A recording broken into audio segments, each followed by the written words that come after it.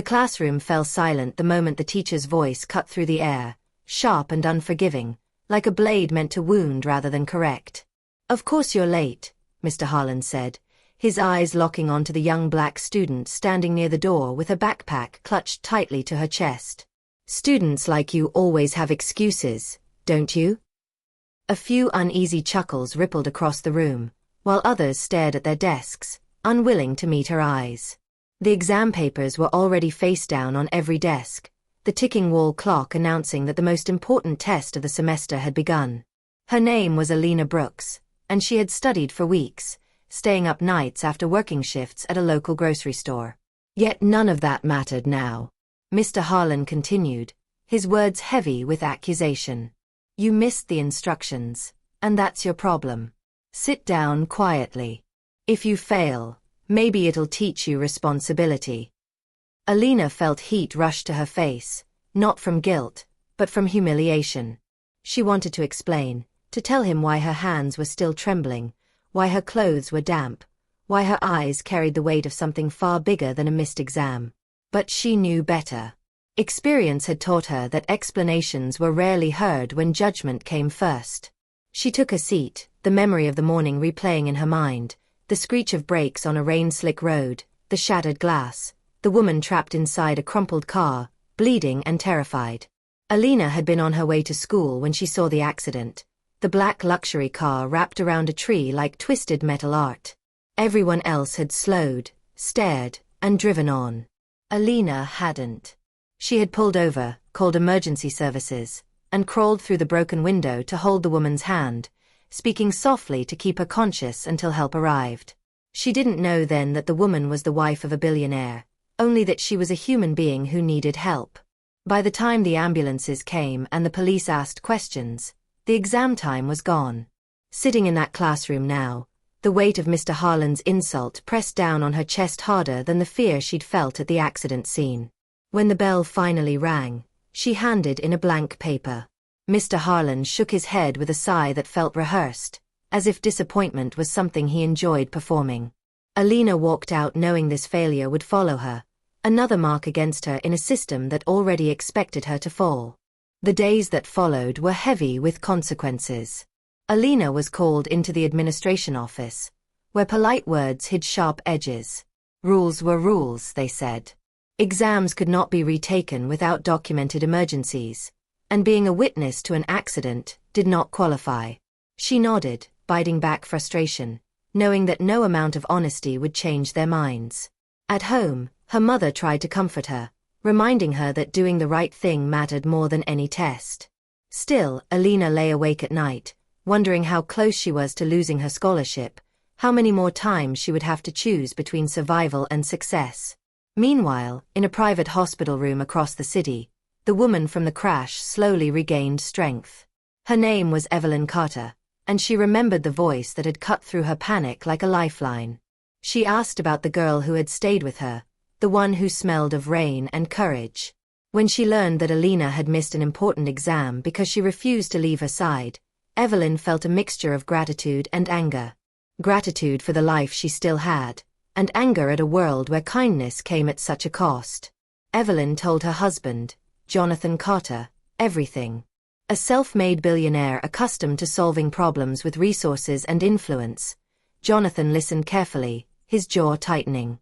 This was not about charity, he said, but about justice.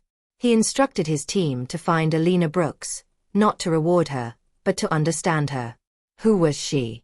What did she dream of? What had that missed exam taken from her? When Alina received the call from an unknown number, she nearly ignored it, assuming it was another reminder of something she couldn't fix. Instead, she heard a calm voice asking if she was the student who had helped Evelyn Carter. The name meant nothing to her at first. She simply said yes, unsure why her heart was suddenly racing. When the helicopter landed in her yard days later, the sound was so loud it rattled the windows and drew neighbors from their homes in confusion. Alina stood frozen on the porch, her mother gripping her arm, both of them unsure whether to be afraid or amazed. The sleek aircraft settled onto the grass like something unreal, and moments later, a well-dressed man stepped out, followed by a woman walking carefully but confidently. Alina recognized her instantly. The same eyes, the same voice, now stronger, steadier. Evelyn smiled, tears filling her eyes as she crossed the yard. "You saved my life," she said simply, taking Alina's hands. Jonathan explained why they were there, his tone respectful, almost humble. He spoke of gratitude, of responsibility, of a system that often failed to see young people like Alina clearly. He did not offer money first. Instead, he offered advocacy. Within hours, school officials were contacted, policies questioned, and exceptions examined under a brighter light than before. Alina's missed exam was no longer just a rule violation. It was a moral test the institution had failed. The story spread quickly, not because of the helicopter, but because of the truth behind it. Teachers who had once dismissed Alina now avoided her gaze. Mr. Harlan was called into meetings he could not talk his way out of, his words replayed through witness statements and recordings. For the first time, Alina saw accountability in motion, not loud or dramatic, but firm and undeniable. She was offered the chance to retake the exam, along with academic support and mentorship opportunities she had never imagined. Evelyn insisted on one thing only, that Alina never feel ashamed for choosing compassion over convenience. Standing in her yard, the grass still pressed flat by the helicopter's weight, Alina realized that this moment was bigger than her. It was proof that her worth had always been there, even when others refused to see it. In the weeks that followed, Alina's life began to change in ways both noticeable and quietly profound. She retook the exam and passed, not because anyone had given her special treatment, but because she had worked tirelessly, stayed disciplined, and earned her success through sheer determination. The late-night studying, the skipped outings, and the self-doubt she had carried all culminated in a sense of accomplishment that felt deeply personal and well-earned. Jonathan Carter, impressed by her bravery and character, connected her with mentors who helped her navigate college applications, scholarships, and opportunities far beyond the narrow expectations that had once confined her. These mentors offered guidance, encouragement, and practical support, giving her the tools to reach new heights while reinforcing the value of her courage and integrity. The most significant transformation, however, was internal.